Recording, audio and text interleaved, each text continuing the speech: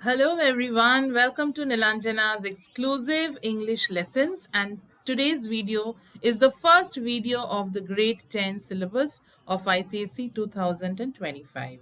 All of you have been eagerly waiting for this video because many of you have been requesting me that ma'am, when are you going to upload the grade 10th syllabus? So here I am, ready to help in my mission for all the students so that you can do better in your exams, and of course so that you can also understand everything line by line. And I can assure you that never before you have heard a line by line in-depth analysis of this short story which I'm going to cover. It's not available on YouTube, so this is the first video which I'm uploading, and I can assure you about that. So I need your full hearted support for uh, being with me. So please stay with me, support my channel, help me to grow and reach a wider audience. So without wasting much time, let me start. Today I'm going to explain the lesson The Pedestrian by Ray Bradbury.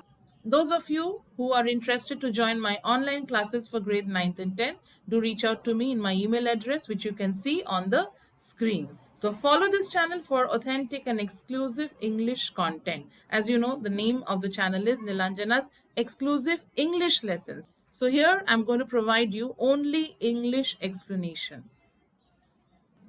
To enter out into that silence that was the city at 8 o'clock of a misty evening in November, to put your feet upon that buckling concrete walk, to step over grassy seams and make your way, hands in pockets, through the silences, that was what Leonard Mead most dearly loved to do. The main protagonist, the central protagonist of the story, is a man named Leonard Mead. And the story is giving us an idea about a time when people will be isolated, when people are not communicating with each other. And it is actually presenting a very gloomy picture of the world when people are too glued to their screen time, when people are too much absorbed in the technological advancements, and the human connection and communication is missing. So, this is the story all about. So here, Leonard Mead is a man who walks on the streets every evening, and he is very different from others. Like most of the people, not even most, all the people in his city, they are all glued to their screen. They are all busy watching the crime series, the TV programs, the entertainment programs. But he is the person who loves to go out for these walks, and every evening he does that. So to enter out into that silence, that was the city at 8 o'clock. So the city is absolutely silent because there's nobody outside and it's 8 o'clock. It's a misty evening in November. And to put your feet upon that buckling concrete walk. Now the word buckling concrete walk, it refers to the place, the pavement which has started wearing off because there's nobody who uses it. To step over grassy seams refers to layer of grass forming underneath the concrete. And make your way, hands in pockets, through the silence. So this is what he loves to do. That was what Mr. Leonard most dearly loved to do. He would stand upon the corner of an intersection and peer down long, moonlit avenues of sidewalk in four directions, deciding which way to go. So when he used to come out, he used to stand in an intersection where the road was intersected going in different directions, and he used to peer down. Peer down means look deeply through the moonlit avenues. It was a moonlit night, so there was a moon, and the light of the moon, it fell on the avenues, the lanes of the sidewalk. Sidewalk is the pavement, and he used to like think that which way should I go. But it really made no difference because he was alone in this world of AD 2053, or as good as alone. Even though literally he was not alone, but because of course there were people living in his city, but he was literally very isolated. He used to feel very desolate because there was nobody he could talk to. And with the final decision made, a path selected, then finally he would select a path.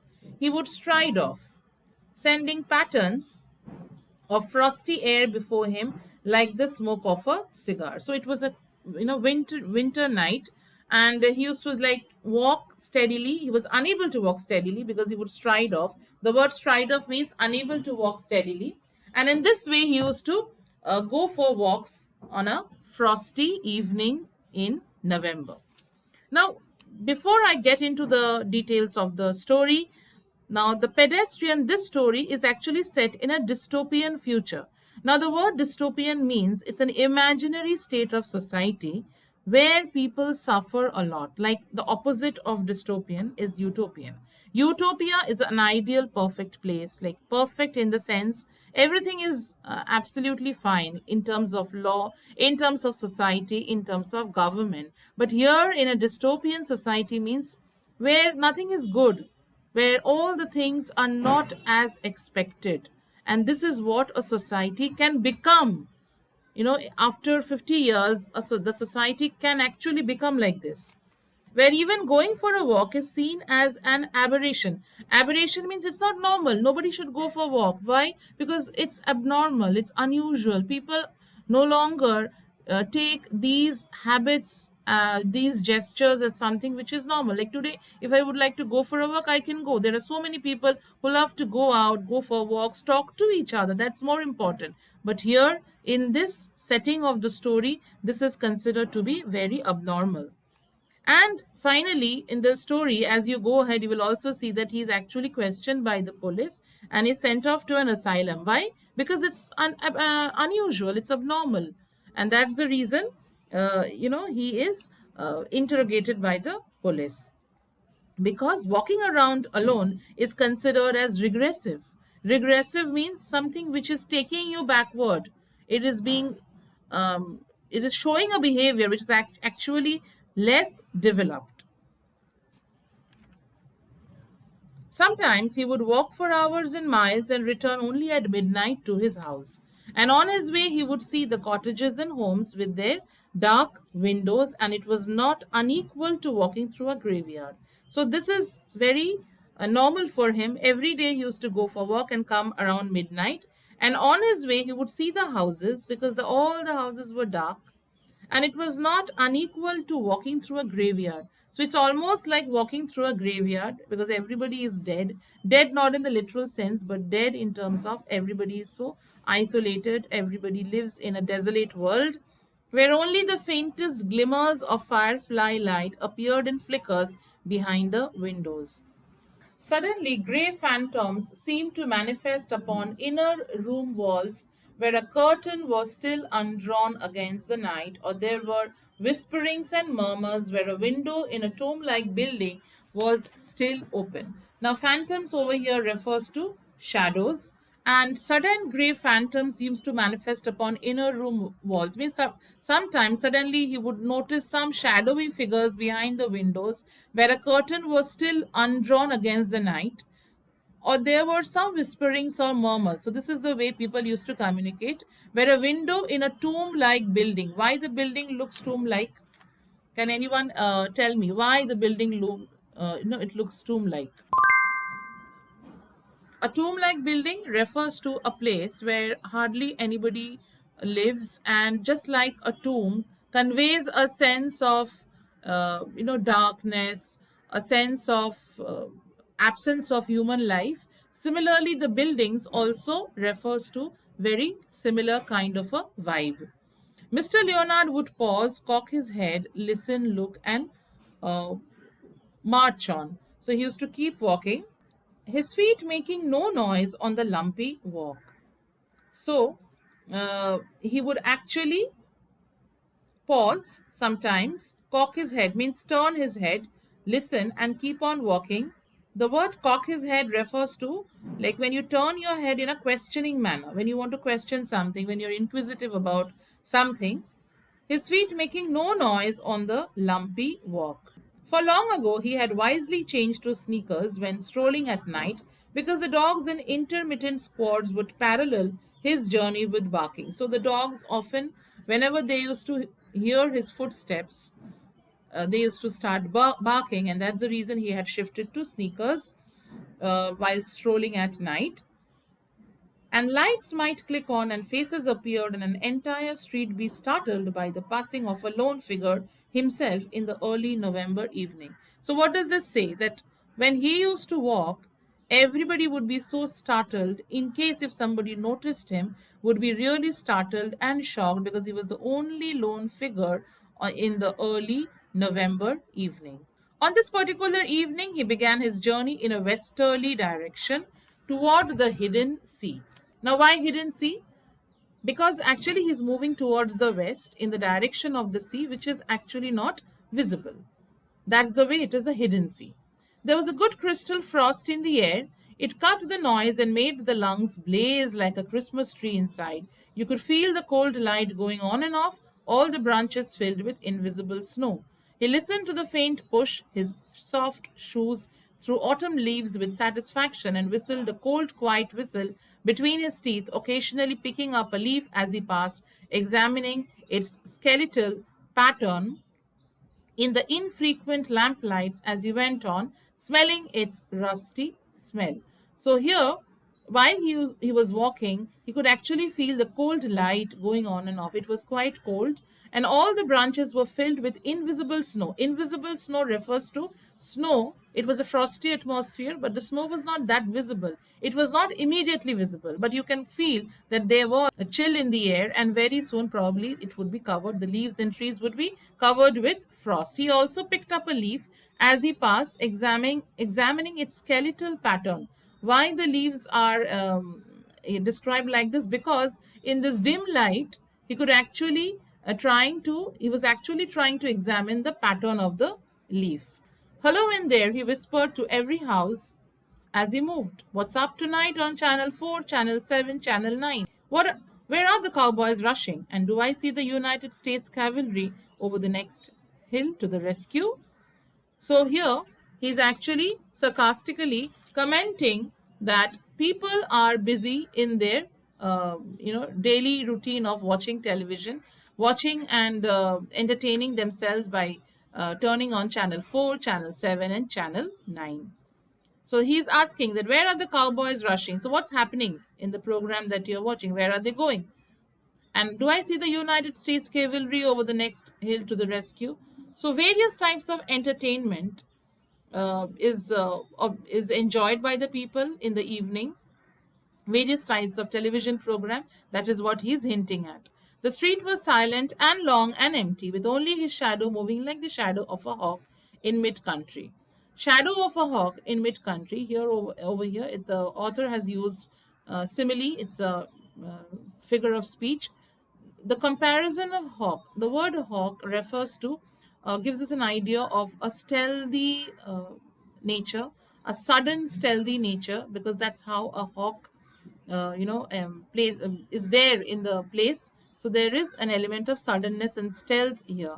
If he closed his eyes and stood very still, frozen, he would imagine himself upon the center of a plain, a wintry, windless Arizona desert with no house in 1,000 miles and only dry river beds, the streets for company. So if he closed his eyes, if he imagined his current state, and if he stood still in this frozen climate, he could imagine that actually he's standing in the middle of the desert.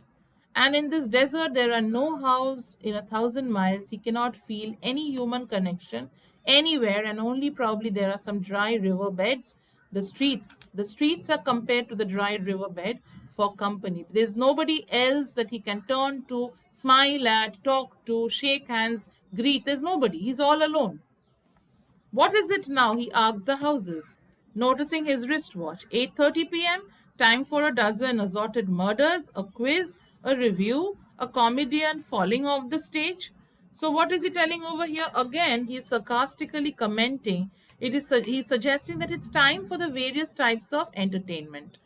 And with the evening television programs, like people are watching.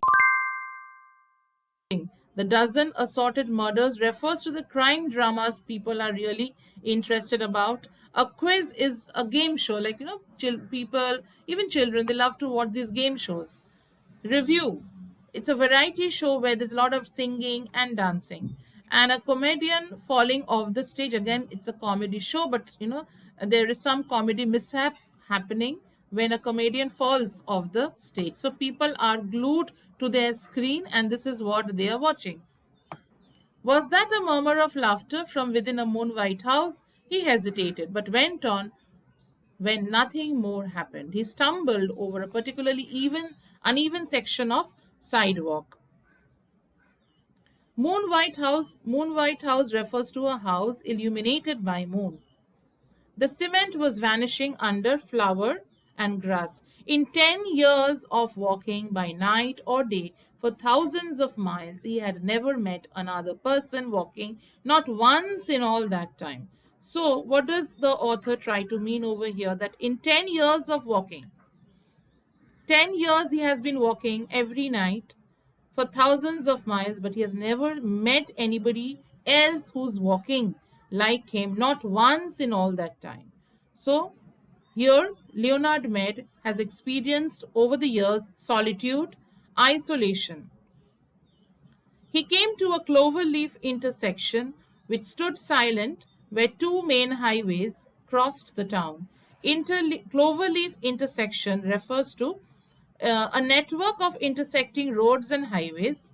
Usually, these roads and highways ensure easy flow of traffic, where like you don't have to wait for the signal. If you have a different direction to go, you can easily take the other route and move in a different direction instead of waiting in the signals for hours and hours. All right. So it's basically intersecting roads and highways. So he came to that intersection which stood silent when two main highways crossed the town. During the day, it was a thunderous surge of cars. So during the day, there were many cars. A thunderous surge refers to a high volume of cars, traffic, the gas stations open, a great insect rustling, and a ceaseless jockeying for position as the scrap beetles. So ceaseless jockeying for position. This means that every car, they are almost in a constant competition for space or advantage. Like if you are living in a busy city, like for example, if you're living in a city like Mumbai or Delhi, or or even Hyderabad or Bangalore, these are really busy cities and there's a lot of traffic. So what happens is every car is almost almost fighting a competition, like who can go ahead and who can surpass the next car. This is the competition which almost every car is busy doing. So this is the comparison he brings over here. A great insect rustling. A great insect refers to a very, very busy atmosphere. And the vehicles are compared to the scrap beetles. A faint incense puttering from their exhaust. So a faint incense refers to, puttering means emanating. So the you can smell the gas. Skimmed homeward to the far directions. But now these highways too were like streams in a dry season, all stone and bed and moon radiance. So these highways, now they were like streams in a dry season. So it's absolutely dry, all stone. So again, it's all empty and bed and moon radiance. So only what you can feel is the radiance of the moon, the illumination of the moon that can be seen on the streets, the sidewalks, the houses, but there is nobody, no humans who are visible nearby. He turned back on a side street, circling around toward his home. He was within a block of his destination when the lone car turned a corner quite suddenly and flashed a fierce white cone of light upon him. He stood entranced, not unlike a night moth, stunned by the illumination and then drawn towards it. So he stood when, as he was turning back on a side street and he was moving towards his home, he was almost near his destination when suddenly a lone car, so a single car, turned a corner suddenly and it flashed a fierce white cone of light on him. So he stood entranced. Entranced means captivated, not unlike a night moth, very similar to a night moth, stunned by the illumination. Illumination means the light. It was in curiosity, he was wondering what happened, why this car has come near me, and why are they flashing the light on my face. And he was drawn towards it. He was like attracted towards it out of curiosity and wonder. I'm going to continue the next part in my next video. And if you think this video was helpful, do subscribe to the channel and do share this video with your friends. I'm sure many of you would be benefited with this.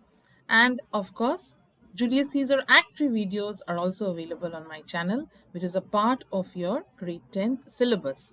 So, this is where you need to go if you want to watch the Act 3 videos. That's all for today. Thank you so much and have a nice day.